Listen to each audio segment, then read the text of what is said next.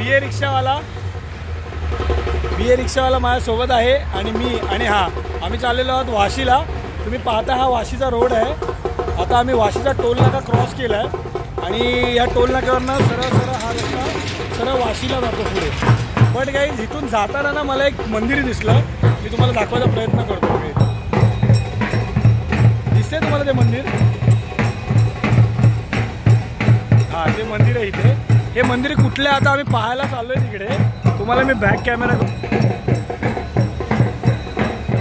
हे बघा, सुंदर मंदिर दिसतंय खूप। आपण जाऊन पाहूया तिकडे काय काय नाही नक्की। हॅलो गाईज, सँडी एक फिरणार तारा यूट्यूब चॅनलमध्ये तुमचं सर्वांचं स्वागत आहे। मजेत आहात ना गाईज?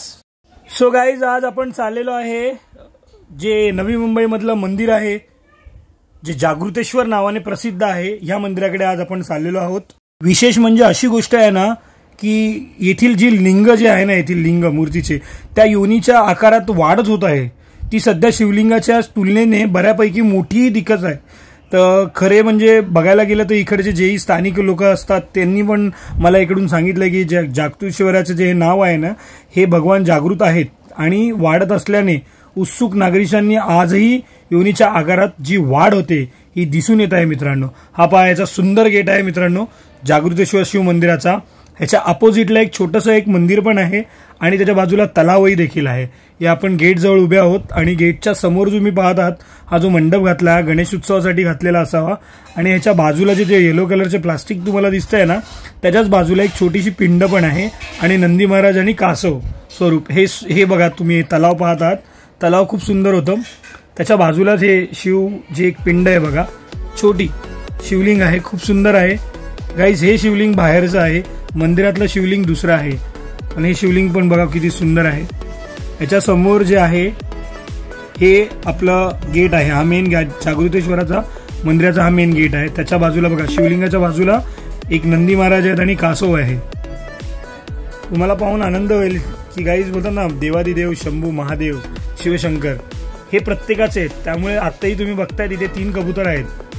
तुम्ही ही गोष्ट ऑब्झर्व मला कळेल गाईज की ब्रह्मा विष्णू महेश हे शिव अवतार आहेत आणि तिथे जे कबूतर आहेत हे पण 3च आहेत। सो गाईज ही खूप वेगळी गोष्ट होती आणि हे दर्शन पण खूप सुंदर होतं माझ्यासाठी। मंदिराच्या व्यवस्थापने नुकतेच आता मंदिराचा परिसरावर जीर्णोद्धार केला आहे। मंदिर आणि परिसर अतिशय स्वच्छ आणि सुंदर आहे। आजूबाजूची बरीच जमीन आणि पुष्करी मंदिराच्या मालकीचे आहे। एकाच परिसरात हनुमान आणि ग्रामदेवता ही दोन्ही मंदिरे आहेत।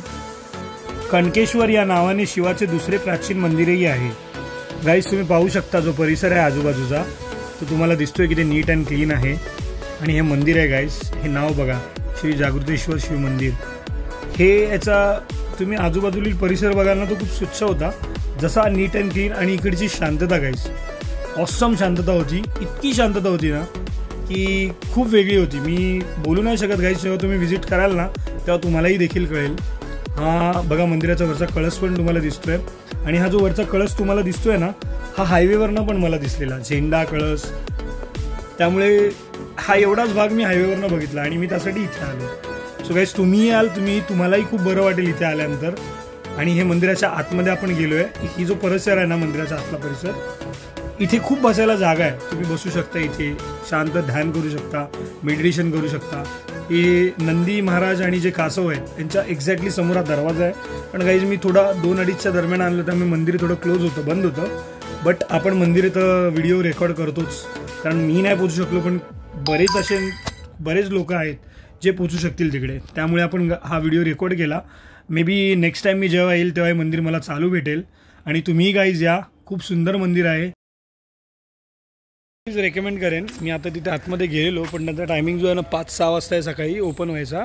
5-6ला ओपन होतं आणि दुपारी 12-1ला बंद होतं। 12-1ला बंद झाल्यानंतर पुन्हा ते मंदिर 4ला ओपन होतं आणि रात्री 10 वाजेपर्यंत असतं। तर गाईज मी तर नेक्स्ट टाइम येईन, कारण इथे जी शांतता आहे ना गाईज ती मी सांगू नाही शकत तुम्हाला किती शांत आहे इथे वातावरण। एकदम रिलॅक्स वातावरण आहे। आतमध्ये गाभारा पण तुम्ही देखील बघितला, जो आतमध्ये बसायची जागा होती ती पण खूप सुंदर होती। सो गाईज भेटूया नेक्स्ट व्हिडिओमध्ये। Bye bye, thank you.